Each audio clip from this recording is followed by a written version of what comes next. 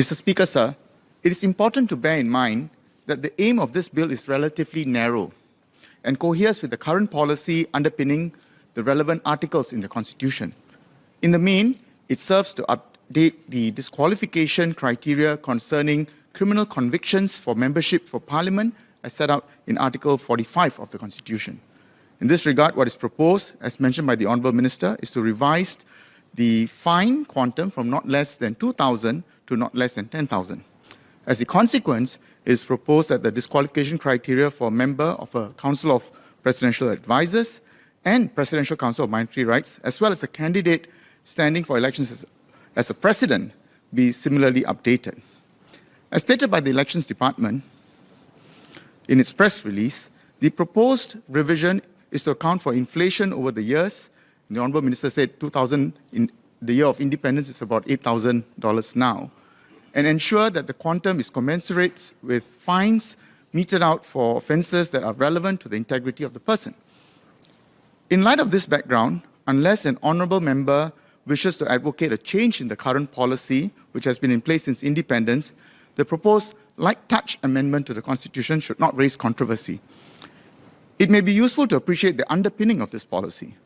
It is connected to the concept of universal suffrage, the right to vote for a candidate of his or her choice.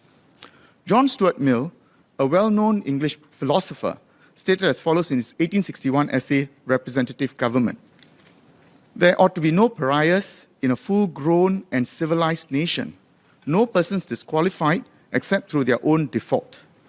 Emeritus Professor Joseph Giaconelli, in his 2020 article entitled Constitutional Disqualification, stated that whilst Mill was addressing the question of the extent of the right to vote, the same point applies to the right to stand for office. He went on to state, and I quote, "It applies with greater force, since to provide otherwise would be to limit the range of choices available to the electorate," unquote. In other words, our approach is to leave decisions on the electability of a candidate to an informed electorate unless the candidate has committed a serious offence which attracts a sentence of more than 1 year, or as proposed in this bill, a fine of more than $10,000. Even then, the automatic disqualification ceases after a 5-year period, as provided for under Article 45(2) of the Constitution. The approach in UK and other countries is similar. Under UK's Representation of People's Act, a person will be ineligible to stand for elections if he has been convicted of a criminal offence and sentenced to imprisonment of 1 year or more. For these reasons, I support the bill. It is fair that the electorate is presented with the widest possible slate of candidates compatible with a minimum level of checks for the integrity of the person. It is also fair that the candidate's previous disqualification be reset after a certain period. This bill, however, relates not only to disqualification to enter into an election. It also has an impact on the qualification to remain as an MP. Currently, by default, both issues are tagged in that the same criteria applies to a sitting MP. Hence, notwithstanding my support for the bill, I feel it necessary to signpost for future consideration the ability of an MP to continue in his or her office upon being convicted of a criminal offence whilst in office. Just last month, The Guardian reported a case of a UK MP in the House of Commons who was convicted of sexually molesting a 15-year-old. He apparently did not resign immediately, although it has now been reported that he has since resigned. We can ask ourselves, what would be the case if this happened in Singapore?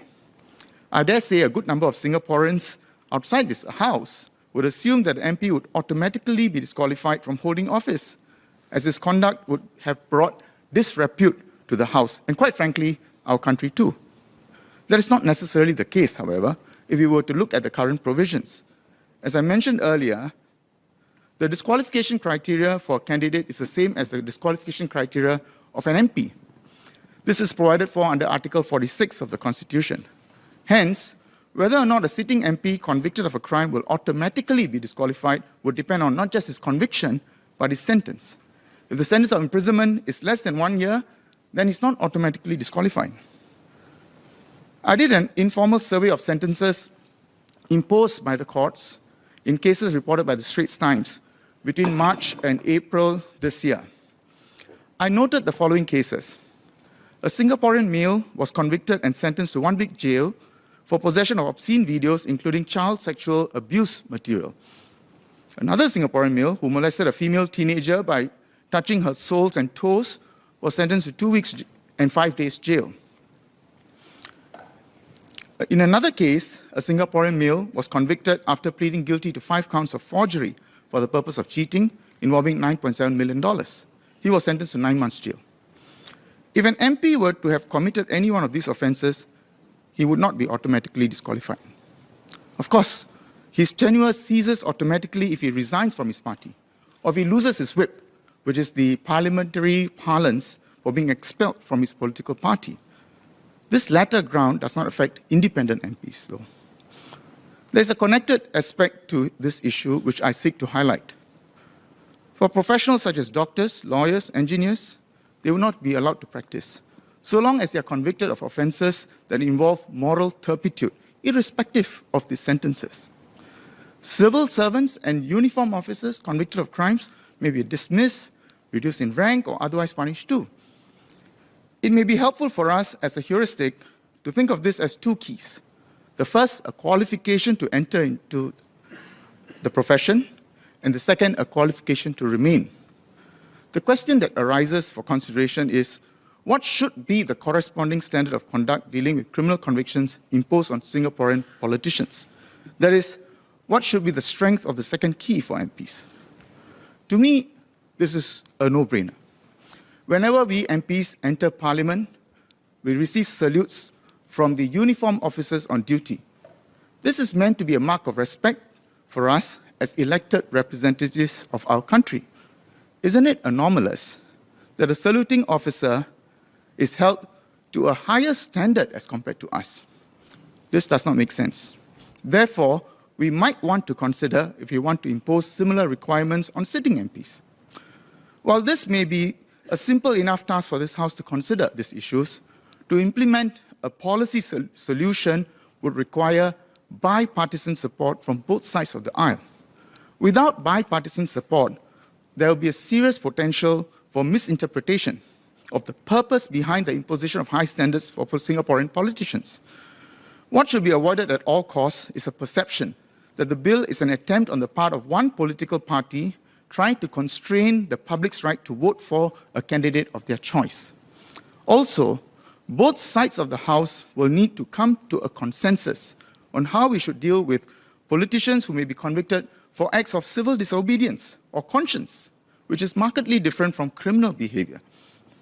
Once we have struck a consensus on how to treat criminal convictions of sitting MPs in this House, then I would imagine that the disqualification criteria for candidates and members of other high constitutional offices may have to be reviewed again. Mr. Speaker, sir, to agree on this bill is an easy matter. To my mind, it's a simple updating exercise. This bill does not propose to deal directly with 2 other important matters, the disqualification criteria of sitting MPs and parity of standards between sitting MPs and professional civil servants and uniformed officers.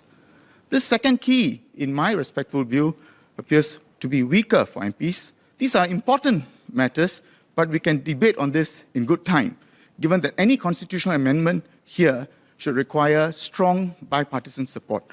I support the bill.